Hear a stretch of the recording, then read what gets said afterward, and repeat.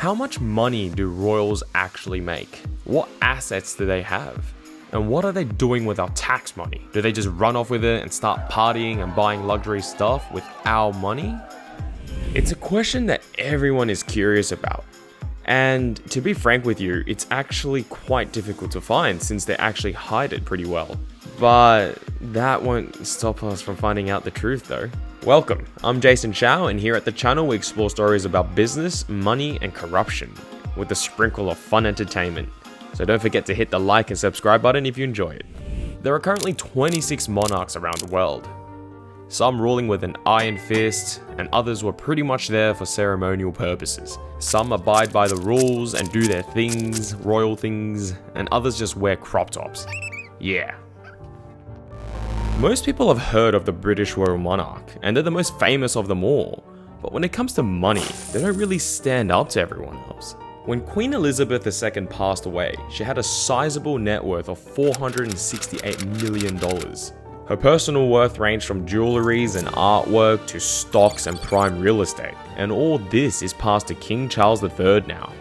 The wealth of the British royal family is estimated to be at $19.2 billion. These assets include the famed Windsor Castle to retail and leisure businesses and high-end London properties. They also pull money from the National Treasury called the Sovereign Grant, which are taken from subsidies from taxpayers. In 2021, the grant from this totaled $99.4 million, which accounts to $1.50 per person in the UK. Another major source comes from the Duchy of Cornwall, which is a massive property established in 1337, valued at $1.2 billion, which makes up land across Britain. It's tradition to pass this asset to the heir of the throne, so now Mr. Prince Williams will inherit this, and this asset alone generates close to $25 million every year for him to just spend.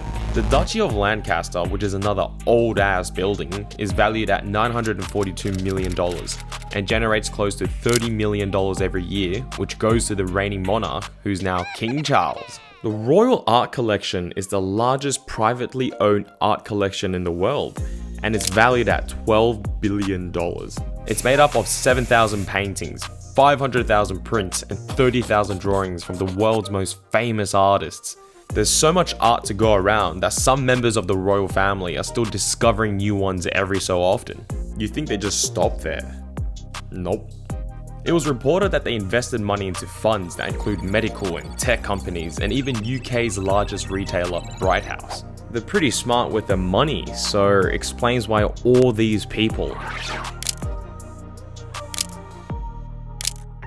have so much money.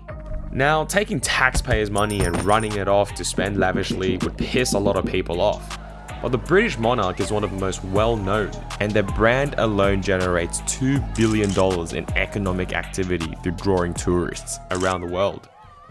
But when we look at other royal families around the world, say the Saudi royal family, there is so much more gossip and so much more money to be told.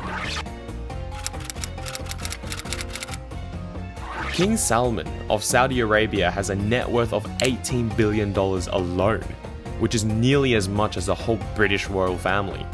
But his son Mohammed bin Salman Al Saud, for fuck's sakes man, I'm just gonna say MBS because that shit too long to read, man, is now the de facto ruler of the kingdom, so we can pretty much say his daddy's money is his money. The Saudi royal family has about 15,000 members. Yep, 15,000 members. They really be pumping babies out like it's nothing. And this family is worth up to nearly $2 trillion and have assets that include oil, palaces, football clubs, and shares of the most valuable company in the world, Saudi Aramco, which went public in 2019. Just to give y'all some context on Aramco, it is now worth $2.43 trillion and is the world's largest oil producer. Because we in the Middle East, baby. Most of the royal wealth comes from oil in the kingdom. Expected because you're in the fucking Middle East. If you're that rich, sports cars, private jets, luxury properties in Europe wouldn't be enough. You'd have to spend more. How much more? A $500 million super yacht, $300 million French chateau, and a $450 million Leonardo da Vinci's painting of the Salvator Mundi. Yes, this guy literally paid nearly $500 million on a painting. Like, he kinda stupid. I literally have it right here. It's not really the same, but I mean, it'll pass. You would think that having all this money means that you'll just sit on a nice camel and ride around happily ever after. But nein. So we begin in Saudi Arabia, where Crown Prince Mohammed bin Salman has detained some of the most high-profile members of the royal family. MBS pretty much went off to detain businessmen and officials in his corruption purge, seizing over $100 billion of asset, including real estate, commercial entities, securities, and cash. Luckily for these people, they were locked up in the Ritz-Carlton, so it wouldn't have been that bad. But if you thought detaining your own family member was bad, nah mate, you're in for a show. They abducted their own members of the royal family from other countries just because they criticize how the country is ruled. Yeah, you think that's bad? Nope. I haven't even gotten to the Croptop King of Thailand yet. King Maha I'm just gonna call him King. But this King of Thailand boasts a whopping fortune of $59 billion and is managed by this thing called the Crown Property Bureau. Yeah. And they're in charge of 3 major sources of income for him. A 23% stake in Siam Commercial Bank, which is the largest commercial bank in Thailand, valued at $1.7 billion. A 33.6% stake in Siam Cement Group, which is the country's largest industrial conglomerate, as well as 16,000 acres of prime land and over 40,000 rental leases with developers. Ooh. But hold on, we ain't done yet here, alright? On top of all these assets, $170 million are received from the government through taxpayers' money for expenses including salaries for staff working at the palaces and security provided for the royal household by police and armed forces. According to law, everything can be spent at the king's pleasure.